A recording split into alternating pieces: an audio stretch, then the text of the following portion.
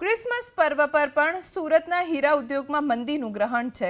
વિશ્વ સ્તરે નિકાસમાં સતત ઘટાડો ઉદ્યોગની મુશ્કેલી વધારી રહ્યો છે। હીરા ઉદ્યોગ બેઠો થાય તેવા હાલ કોઈ અણસાર નથી। એપ્રિલ 2024 સુધીમાં ઓવરઓલ નિકાસમાં નોંધપાત્ર 9.52% ઘટાડો થયો। ગત વર્ષની તુલનામાં આ ઘટાડો નિકાસના આંકડામાં મોટો અવરોધ રજૂ કરી રહ્યો છે। ડાયમંડ ઉદ્યોગ મંદીમાંથી પસાર થઈ રહ્યો છે ત્યારે એક આશા જાગી હતી કે ક્રિસમસમાં ખરીદી નીકળશે, પરંતુ એ પણ ઠગારી નીવડી છે।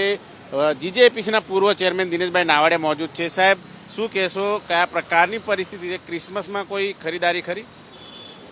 વિશ્વના સ્તર ઉપર હાઈએસ્ટ જો કોઈ ખરીદી કરતું હોય તો યુરોપિયન કન્ટ્રી અને અમેરિકાને દ્વારા કટ એન્ડ ડાયમંડ પોલિશ અને ડાયમંડ જ્વેલરીની ખરીદી થતી હોય છે, પરંતુ ત્યાં પણ આર્થિક મંદી હોવાના કારણે જે એક્સપેક્ટેશન હતું કે ક્રિસમસના સમયે ત્યાં કંઈ ખરીદી નીકળશે અને મંદીના માહોલમાંથી ઇન્ડસ્ટ્રી બહાર નીકળશે, પરંતુ એ એક્સપેક્ટેશન મુજબની ડિમાન્ડો ન નીકળી અને એના કારણે જે એક્સપેક્ટેશન હતું એમાં એવું લાગી રહ્યું છે કે ત્યાં પણ આર્થિક મંદીની અંદરથી જ્યાં સુધી આ બહાર નહીં નીકળે ત્યાં સુધી મંદીનો માહોલ આ ડાયમંડ ઇન્ડસ્ટ્રીની અંદર જોવા મળશે એવો ઇન્ડસ્ટ્રીના લોકો અત્યારે ચર્ચા કરી રહ્યા છે।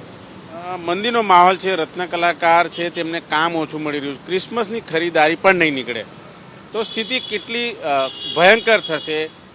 કામ નહીં મળે? આનાથી તો વધારે ભયંકર સ્થિતિ થવાની અમને શક્યતા દેખાતી નથી, કારણ કે છેલ્લા 3 વર્ષની અંદર જે કંઈ મંદીનો માહોલ ઊભો થયો છે એનું આ અંતરિમ પરિસ્થિતિ કહીએ તો પણ કહી શકાય કે આનાથી વધારે જો ડાઉન જાય તો કઈ પરિસ્થિતિ ક્રિએટ થશે એ કહેવું ખૂબ મુશ્કેલ છે, પરંતુ આની કરતાં ડાઉન જાય એવું અત્યારે દેખાઈ નથી રહેતું। સરકારને શું અપીલ છે તમારી? કયા પ્રકારે રાહત પેકેજ આ ડાયમંડ ઉદ્યોગ માટે? ડાયમંડ ઇન્ડસ્ટ્રીની સાથે જે લોકો જોડાયેલા છે એ તો એક્સપોર્ટ ઇમ્પોર્ટના આધારિત છે, એટલે સરકારની નીતિઓમાં સેન્ટ્રલ ગવર્મેન્ટને આધારિત છે, પણ સરકાર, ગુજરાત સરકાર દ્વારા વર્કર યુનિયન અને ડાયમંડ એસોસિએશન દ્વારા પણ અવારનવાર માંગણીઓ થઈ છે કે રત્ન કલાકારો માટે રાહત પેકેજ ડિક્લેર કરવું જોઈએ। બિલકુલ જોઈ શકો છો, ક્રિસમસની પણ ખરીદારી નથી નીકળી રહી ત્યારે ભયંકર સ્થિતિના એંધાણ અત્યારે હાલ જોવા મળી રહ્યા છે। જોકે આ બાબતે સરકાર હસ્તક્ષેપ કરીને રાહત પેકેજ જાહેર કરે તેવી માંગ છે। કેમેરામેન રાકેશ પાનવાલા સાથે ધનરાજ બાગલે, એબીપી અસ્મિતા, સુરત।